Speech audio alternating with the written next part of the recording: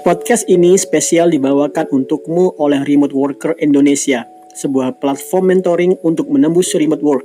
Kerja dari rumah, gaji dalam dolar. Cek website kami di remoteworker.id. See you there.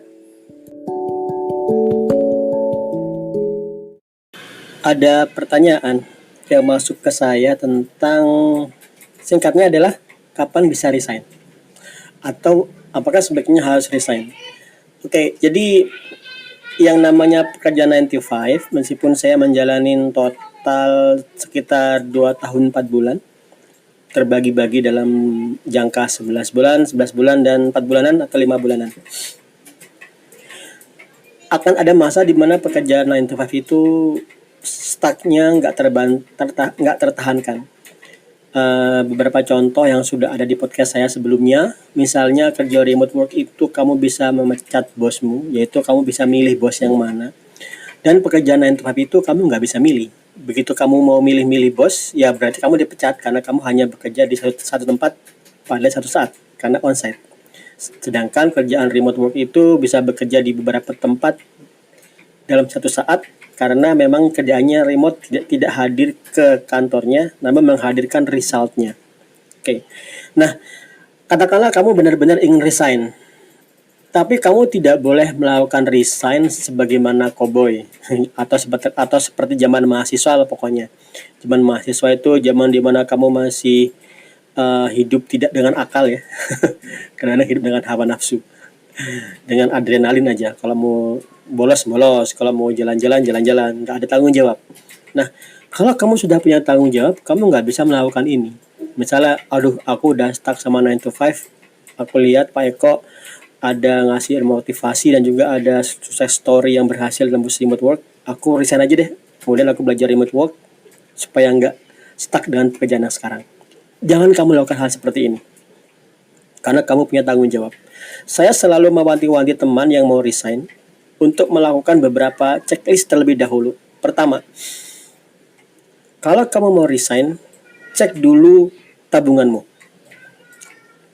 Kamu cek dulu berapa kebutuhanmu per bulan. Anggap aja 3 juta.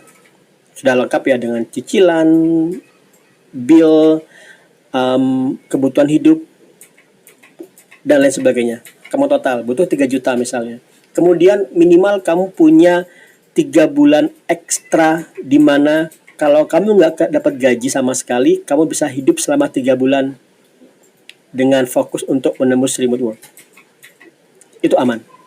Semakin banyak bulannya semakin santai. Misalnya kamu punya 6 bulan, itu bagus banget. Kalau saya dulu sebulan, serem. Saya nggak sarankan sebulan. 3 bulan aja, 3 bulan minimal. Oke, satu, kamu udah punya tabungan. Syarat pertama. Syarat kedua, kamu nggak boleh resign dengan kondisi belum punya pekerjaan di remote work. Ini sebenarnya masih doubtful sih, kamu masih bisa menentukan sendiri. Tapi yang terbaik adalah saat kamu akan resign, kamu sudah punya pekerjaan remote terlebih dahulu. Ini enak banget. Jadi kamu akan ada masa double job, sudah pernah saya sampaikan beberapa podcast sebelumnya. Jadi kalau kamu mau resign, yang paling ideal adalah kamu sudah apply di Upwork atau beberapa platform lainnya, namun saya utamakan Upwork. Kamu sudah apply dan kamu sudah bisa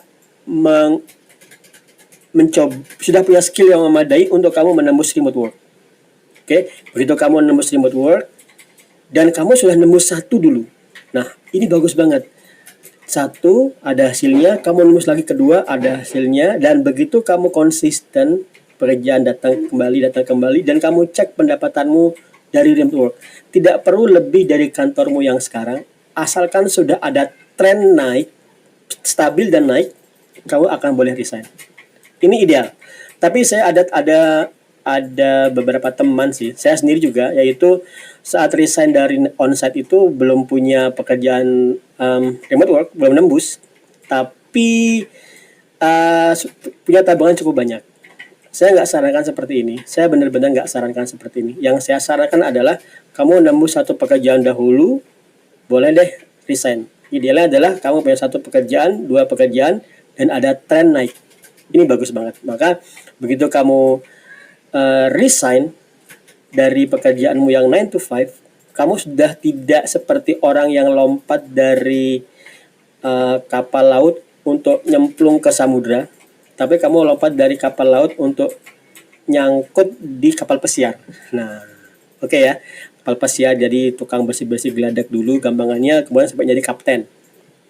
Itu asik banget. Nah, sekali lagi yang saya tekankan adalah kamu harus benar-benar survive dulu.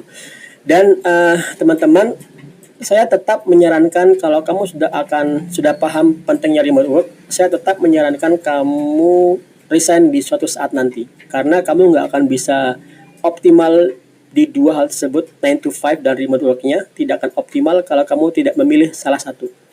Saya pernah double job seperti ini, dan selama saya tidak resign, pendapatan saya per bulan nggak bisa nembus $1.000, 800, paling gede 800, rata-rata 300, itu kecil banget. Nah, kemudian begitu saya fokus di remote work dengan resign, maka yang terjadi adalah survival instinct. Jadi kamu bangun dalam kondisi sudah resign dan kamu hanya punya satu pekerjaan remote work. Begitu kamu bangun, kamu akan punya insting untuk survive dengan remote work. Itu akan membuat kamu tidak perlu diatur untuk bekerja minimal 8 jam atau belajar minimal 2 jam per hari. Kamu nggak butuh ini. Begitu kamu bangun dan kondisi untuk survive, kamu akan langsung ngegas sedalam-dalamnya. Kamu akan cepat sekali dan akan benar-benar berhasil. Kamu akan benar-benar bisa menikmati segala privilege yang sering saya ceritakan tentang remote work ini. Oke. Namun sekali lagi saya benar-benar tekankan, jangan pernah resign pada kondisi kamu belum dapat job yang menghasilkan secara remote. Ada satu kasus member kita sudah dapat pekerjaan tapi belum tanda tangan kontrak, namun sudah resign. Besoknya ternyata ada satu hal di mana pekerjaannya nggak jadi, kerjaan remote nggak jadi. Jadinya ya balik lagi 9 to 5. Oke, jangan sampai ini terjadi. Hindari dengan melakukan beberapa yang sudah saya sampaikan. Tabungan, siapkan minimal 3 bulan hidup tanpa gaji. 2, pastikan kamu sudah nembus remote work terlebih dahulu. Kalau sekarang kamu masih ngerasa stres dan sebagainya dengan pekerjaan 9 to 5, tolong ditahan saja, karena yang lebih buruk akan terjadi kalau kamu paksa resign dan kamu punya kebutuhan yang berat. Oke? See you in the next podcast.